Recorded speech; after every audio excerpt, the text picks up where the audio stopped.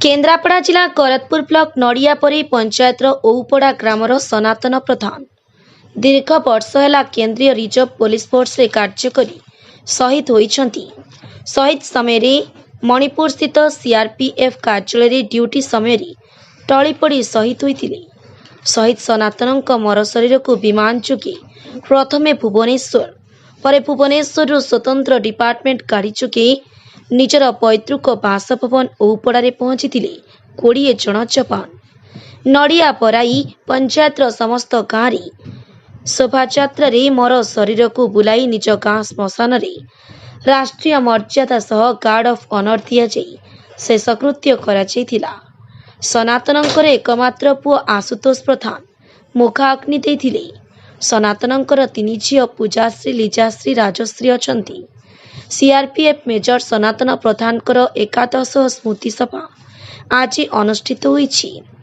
स्मृति सभारे जोगदेले Madhumita Agrawala, BJD राज्य साधारण संपादक रवि सामल, नड़िया परेई पंचायत सरपंच संतोष महाली, पूर्वतन जिला परिषद सदस्य संतोष साहू, स्मृति चारण सभार सभापति श्रीकांत नायक, कांग्रेस नेता रतिकांत कानूनगो, नरेश चंद्र महांती, केदार सामंतराय, अमीय परिचा प्रमुख जोगदे शहीद आत्मार सद्गति पाई प्रार्थना करने सहित श्रद्धांजलि अर्पण करथिले। शोकाकुल परिवार माननकु सांत्वना देथिले। ता सहित सनातन प्रधानकर एक स्टाच्यू बा प्रतिमूर्ति करा जिबा पई सभारे निष्पत्ति नियागला। ब्यूरो रिपोर्ट द के न्यूज 10।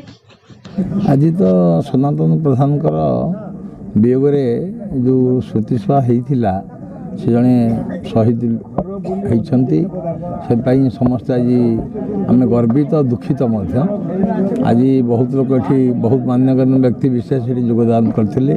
स्थानीय सरपंच थे, समाजसेवी मधुपा थे, मधुकर गला अन्य बहुत व्यक्ति विशेष थे। समस्त स्मृतिचारण करने सहित गाँ मुंडरे गोटे तांकर प्रतिमूर्ति करने स्थिर करागला।